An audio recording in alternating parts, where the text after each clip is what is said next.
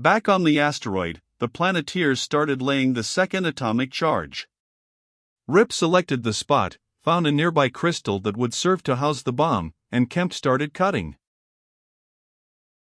The Planeteers knew what to do now, and the work went rapidly. Rip kept an eye on his chronometer. According to the message from Terra Base, he had about 15 minutes before the Consops cruiser arrived. "We have one advantage we didn't have back in the asteroid belt," he remarked to Koa. Back there they could have landed anywhere on the rock. Now they have to stick to the dark side. Snapper boats could last on the sun side, but men in ordinary spacesuits couldn't. "That's good," Koa agreed. "We have only one side to defend. Why don't we put the rocket launcher right in the middle of the dark side?" "Go ahead. And have all men check their pistols and knives. We don't know what's likely to happen when that Connie flames in." Rip walked over to the communicator and plugged his suit into the circuit. "This is the asteroid calling Terra Base." "Over." "This is Terra Base." "Go ahead, Foster. How are you doing?" "If you need anything cooked, send it to us," Rip replied. "We have heat enough to cook anything, including tungsten alloy." He explained briefly what action they had taken. A new voice came on the communicator. "Foster, this is Colonel Stevens." Rip responded swiftly, "Yes, sir." Stevens was the top Planeteer, commanding officer of all the Special Order squadrons. "We've piped this circuit into every channel in the system," the colonel said. "Every Planeteer in the squadrons is listening and rooting for you. Is there anything we can do?"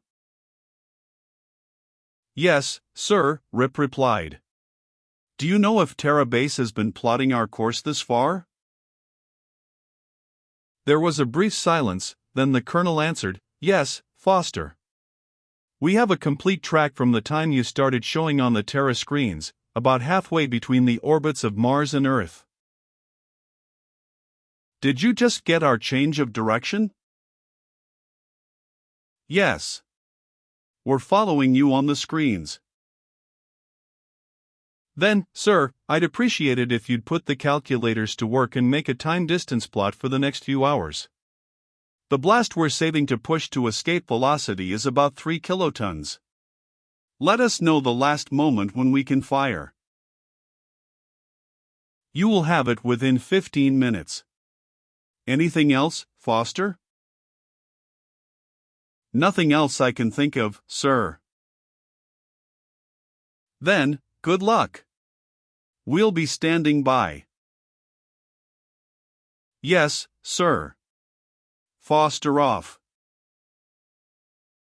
Rip disconnected and turned up his helmet communicator, repeating the conversation to his men. Koa came and stood beside him. "Lieutenant, how do we set off this next charge?" There was only one way. When the time came to blast, it would be too close to the sun to take to the boats. The blast had to be set off from the asteroid. "We'll get underground as far away from the bomb as we can," Rip said. He surveyed the dark side, which was rapidly growing less dark. "I think the second crater will do. Kemp can square it off on the side toward the blast to give us a vertical wall to hide behind." Koa looked doubtful. "Plenty of radiation left in those holes, sir." Rip grinned mirthlessly. "Radiation is the least of our problems. I'd rather get an overdose of gamma than get blasted into space." A yell rang in his helmet. "Here comes the Connie." Rip looked up, startled. The Consops cruiser passed directly overhead, about 10 miles away. It was decelerating rapidly. Rip wondered why they hadn't spotted it earlier, then realized the Connie had come from the direction of the hot side. The enemy cruiser was probably the same one that had attacked them before. He must have lain in wait for days, keeping between the sun and Terra. That way, the screens wouldn't pick him up, since very few observatories scan the sun with regularity. To the observatories, the cruiser would have been only a tiny speck, too small to be noticed. Or, if they had noticed it, the astronomers probably decided it was just a very tiny sunspot. The Planeteers worked with increased speed. Kemp welded the final plug into place, then hurried to the crater from which they would set off the charge. Domenico and Daust connected wires from the rocket head to a reel of wire and rolled it toward the crater. Nunez got a hand-driven dynamo from the supplies and tested it for use in setting off the charge. Santos stood by the rocket launcher, with Peterson ready to put another rack of rockets into the device when necessary. Rip and Koa watched the Connie cruiser.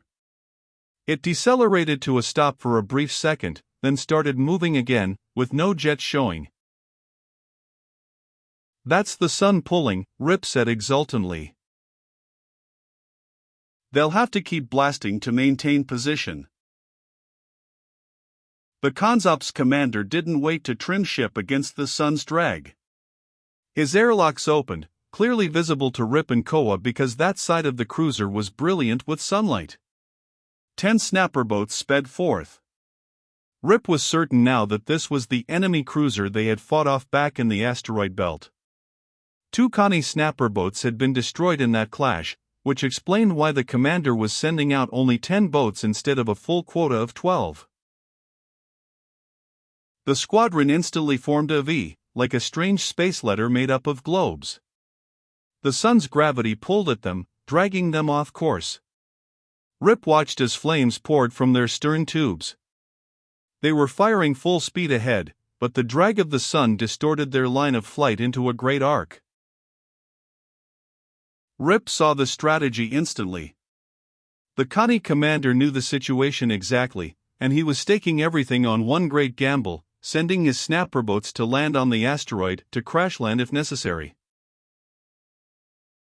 The asteroid was so close to the sun that even the powerful fighting rockets would use most of their fuel in simply combating its gravity. "All hands stand by to repel Connies," Rip shouted, and he drew his pistol. He looked into the magazine, saw that the clip was full, and then charged the weapon. Santos was crouched over the rocket launcher, his space gloves working rapidly as he kept the rockets pointed at the enemy. Rip called, "Santos, fire at will." The Planeteers formed a skirmish line which pivoted on the launcher. Only Kemp remained at work. His torch flared, slicing through the thorium as he prepared their firing position. The atomic charge was ready. The wires had been laid up to the rim of the crater in which Kemp worked, and the dynamo was attached. Rip was everywhere, checking on the launcher, on Kemp, on the pistols of his men. And Santos, hunched over his illuminated sight, watched the Connie snapper boats draw near. "Here we go," the corporal muttered. He pressed the trigger. The first rocket sped outward in a sweeping curve, and for a moment Rip opened his mouth to yell at Santos. The sun's gravity affected the attack rockets, too. Then he saw that the corporal had allowed for the sun's pull. The rocket curved into the squadron of oncoming boats, and they all tried to dodge at once. 2 of them met in a sideways crash, then a third staggered as its stern globe flared and exploded. Santos had scored a hit.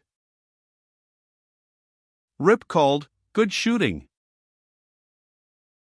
The corporal's reply was rueful. "Sir, that wasn't the one I aimed at. The sun's pull is worse than I figured." The damaged snapper boat instantly blasted from its nose tubes, decelerated, and went into reverse, flipping through space crabwise as it tried to regain the safety of the cruiser. The 2 boats that had crashed while trying to dodge were blasting in great spurts of flame, following the example of their damaged companion. 7 left, Rip called, and another rocket flashed on its way. He followed its trail as it curved away from the asteroid and into the squadron. Its proximity fuse detonated in the exhaust of a Connie boat, blowing the tube out of position. The boat yawed wildly, cut its stern tubes, and blasted to a stop from the bow tube. Then it, too, started backward toward the cruiser. 6 left. Flame blossomed a few yards from Rip. He was picked up bodily and flung into space, whirling end over end. Koa's voice rang in his helmet. "Watch it. They're firing back." Rip tugged frantically at an air bottle in his belt. He pulled it out and used it to whirl him upright again, then its air blast drove him back to the surface of the asteroid. Sweat poured from his forehead, and the suit ventilator whined as it picked up the extra moisture. Great cosmos! That was close. Santos fired again, twice, in rapid succession. The Connie snapper boats scattered as the proximity fuses produced flowers of fire among them. 2 near misses, but they threw the enemy off course. Rip watched tensely as the boats fought to regain their course. He knew asteroid, cruiser, and boats were speeding toward the sun at close to 50 miles a second, and the drag was getting terrific. The Connies knew it, too. There was an exultant yell from the Planeteers as 2 of the boats gave up and turned back, using full power to regain the safety of the mothership. 4 left. Santos scored a direct hit on the nose of the nearest one, but its momentum drove it to within a few yards of the asteroid. 5 spacesuited figures erupted from it, holding hand propulsion units, tubes of rocket fuel used for hand combat in empty space. The Connies lit their propulsion tubes and drove feet first for the asteroid. The Planeteers estimated where the enemy would land, and they were there waiting, with aimed handguns. The Connies had their hands over their heads, holding the propulsion tubes. They took one look at the gleaming Planeteer guns, and their hands stayed upright. The Planeteers lashed the Connies' hands behind them with their own safety lines and, at Rip's orders, dumped all but one of them into the crater where Kemp was just finishing his cutting. 3 snapper boats remained. Rip watched, holding tightly to the arm of the Connie he had kept at his side. The man wore the insignia of an officer. The remaining snapper boats were going to make it. Santos threw rockets among them and scored hits, but the boats kept coming. The Connies were too far away from the cruiser to return, and they knew it. Getting to the asteroid was their only chance. Rip called, "Santos. Cease fire. Set the launcher for ground level. Let them land, but don't fire until I give the word." He put his helmet against his prisoners for direct communication. "You speak English?" The man shouted back, "Yes." "Good. We're going to let your friends land. As soon as they do, I want you to yell to them. Say we have assault rockets trained on them.